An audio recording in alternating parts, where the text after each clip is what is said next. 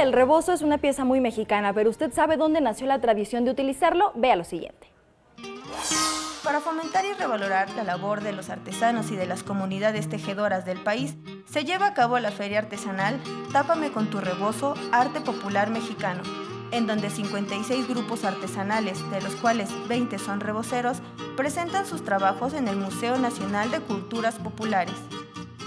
Un artesano difícilmente va a elaborar 100 piezas al mes, es imposible. Entonces, ¿qué es lo que buscamos?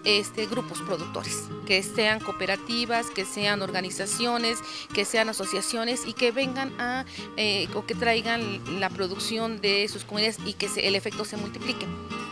Los asistentes no solo podrán apreciar y adquirir rebozos, sino huipiles, blusas, bolsas, joyas y tapetes o petates, como los de doña Fidencia y su hija María Elda, quienes trabajan con fibras naturales para darle vida a esos mosaicos de colores en donde se plasma la historia de un pueblo y familia.